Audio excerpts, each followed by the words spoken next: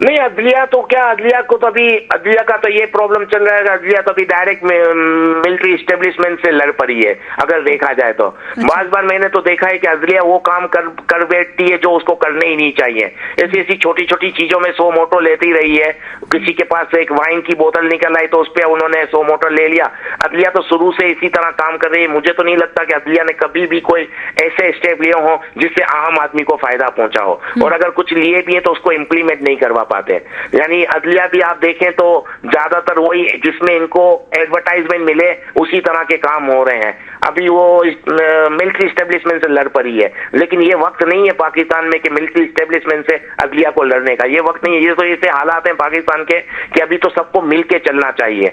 अब अदलिया को जब कुछ करना था तब कुछ किया नहीं। अभी आज ऐसे हालात हैं कि आपको पता है सिक्योरिटी प्रॉब्लम्स पाकिस्तान के चल रहे हैं, मिडल ईस्ट में एक बहुत बड़ी जंग शुरू हो गई है। इन हालात में मुझे बताएं अदलिया को मिलिट्री एस्टेब्लिशमेंट से उलझने की जरूरत क्या थी?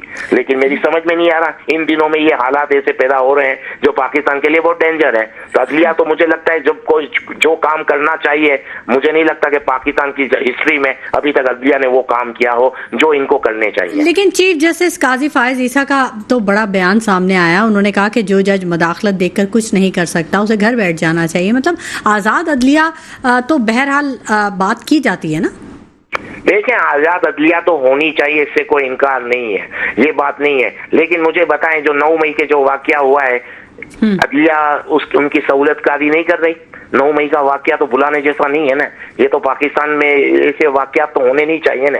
आप जब अपनी फौज को कमजोर कर दोगे तो फिर आपके मुल्क का क्या होगा? जिस मुल्क की फौज कमजोर हो जाती है उसका कोई फ्यूचर नहीं है, उसके लॉ एंड ऑर्डर खराब हो जाता है, वहाँ सिविल वॉर शुरू हो जाती है। मुझे लगता है कि आज की अदलिया शायद मुझे लगता है कि इस तरह के हालात पैदा कर रही है, इस तरह के स्टेटमेंट देकर कि अपनी फौज के सामने आ रही है। हाँ, आप अगर 9 मई के लोगों को सजा होने में भी रुकावट मुझे लगता है अदलिया बन रही है।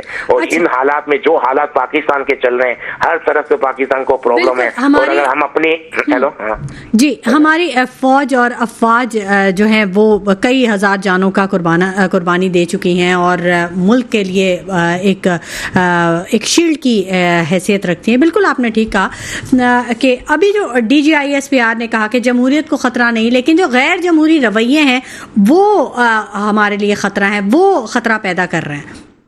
बिल्कुल सही कहा ना। देखें ना, एक पार्टी आप जमहूरियत की बात करती है, डेमोक्रेसी पे बिलीव करने वाली सियासी पार्टी जो सबसे बड़ी पार्टी अपने आप को क्लेम करती है, माना, वो बात क्या करती है आपने देखा है? वो कहती है मैं सिर्फ मिलिट्री एस्टेब्लिशमेंट से बात करेंगे, हम लोग किसी और से बात नहीं करेंगे।